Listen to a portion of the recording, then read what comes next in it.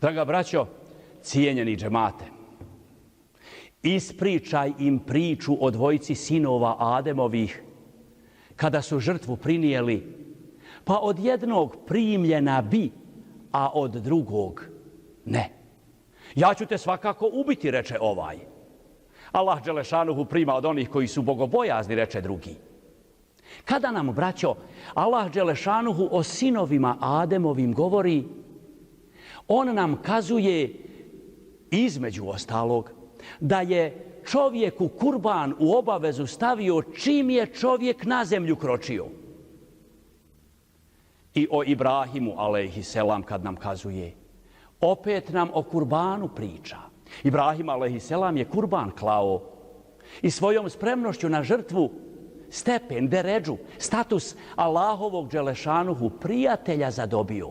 Uzvišeni Bog jasno u Kur'anu veli da je Ibrahima, alejhiselam, prijateljem svojim učinio, a Ibrahim, alejhiselam, je svjetova gospodara molio: Gospodaru, porod mi čestit podari.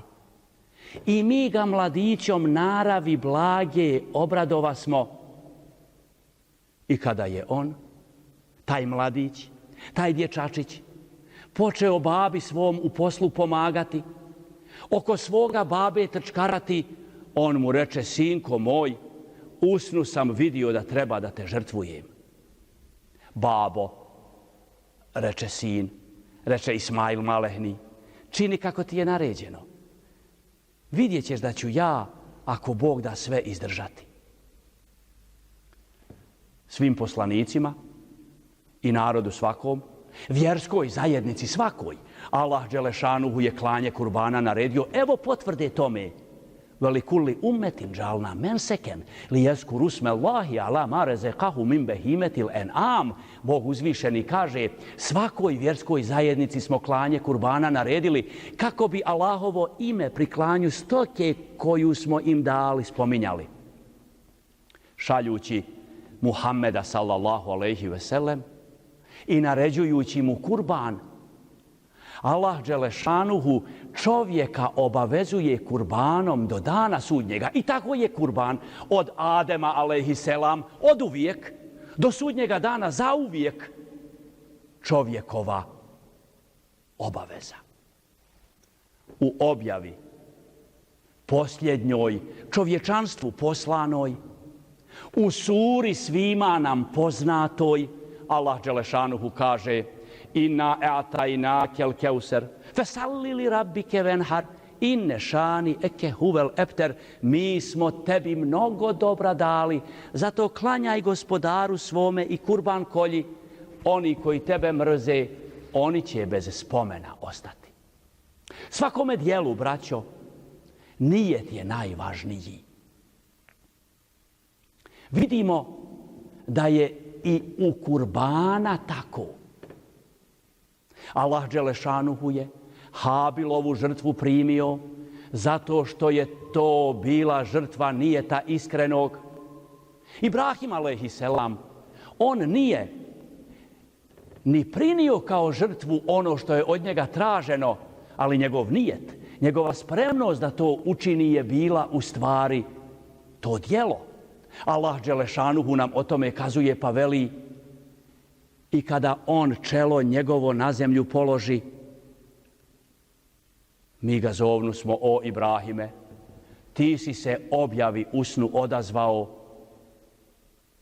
a mi tako nagrađujemo dobročinitelje. To je bilo iskušenje veliko i mi ga velikim kurbanom zamijenismo. I nama. Allah dželešanuhu kaže da u našim kurbanima nije važno koja je količina mesa, već je važno s kakvim nijetom to činimo. Je li ta naša žrtva iskrena?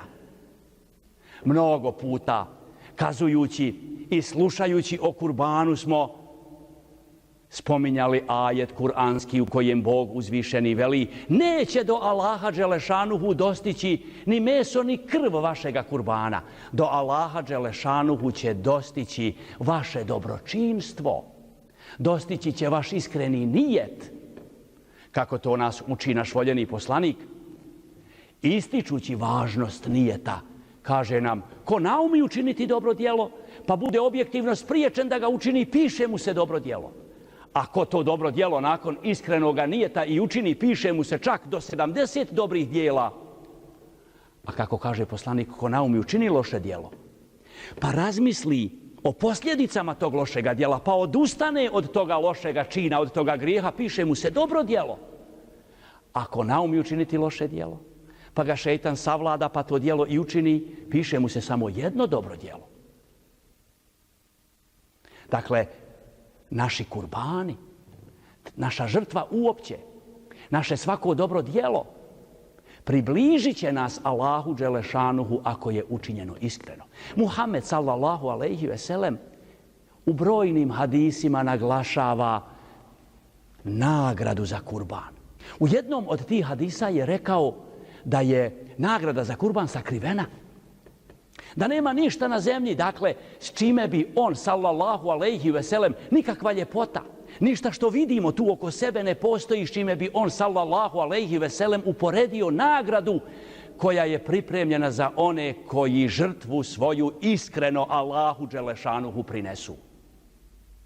Buharija i Muslim bilježe od Enesa radijallahu anhu, kada smo sklanjali Bajram namaz i izašli iz džamije, poslaniku Muhammedu sallallahu alejhi ve sellem su dovedena dva velika, krupna, rogata ovna. Poslanik Muhammed alejhi selam ih je zaklao, a Zejd ga upita, poslaniče, šta su ovi kurbani? A poslanik reče, to je sunnet, to je praksa našega praoca, našega oca Ibrahima alejhi selama. A šta mi od toga imamo, upita Zejd poslanika. A poslanik reče, na svaku dlaku tvoga kurbana piše ti se jedan sevap. Na svaku dlaku tvoga kurbana imaš dobro djelo. Poslanik Muhammed alejhi selam nas podstiče da činimo dobro djelo. A kaže nam da u danima Bajrama ne postoji bolje, ni važnije, ni vrijednije dobro djelo od klanja kurbana. Rekao nam je da sa kapanjem prvih kapi krvi na zemlju od našega kurbana, da kako ako ga iskreno Bogu prinosimo, on biva primljen od Gospodara svjetova, a onome ko tu žrtvu prinosi, onome ko taj kurban kolje, Allah Đelešanuhu mu oprašta grijehe. Još nam poslanik Muhammed alejhi selam kazuje da će nam naši kurbani biti zaštita od vatre, da će nas naši kurbani prenijeti preko sirat ćuprije. Braćo, do kurban Bajrama je ostalo još 4 dana. To je još uvijek dovoljno vremena. Ako se kolebamo hoćemo li ili ne, a dužni smo zaklati kurban, da to kolebanje savladamo i da iskreno izvršimo ovu naredbu Božiju, da slijedimo sunnet našega praoca Ibrahima, jer kurban je s čovjekom oduvijek i bit će zauvijek. Ademovi sinovi su klali kurban. Ibrahim pejgamber je to činio, velikuli umetin džalna menseken, svakom narodu i vjerskoj zajednici, svakoj smo naredili kurban. A tebi i sljedbenicima tvojim, Muhammede, smo mnogo dobra dali. Zato klanjajte Gospodaru svome i kurban koljite. Ako nas još uvijek kolebanje drži, hoćemo li izvršiti tu naredbu Božiju, savladajmo kolebanje, razmislivši o nagradi za kurban koju nam poslanik Muhammed sallallahu alejhi ve sellem obećava, jer kurbanu je zadaća da nas približi Bogu, ali i da se izvršavajući kurbanski obred, mogu tako reći, kurbansku naredbu kurbana, i međusobno približimo.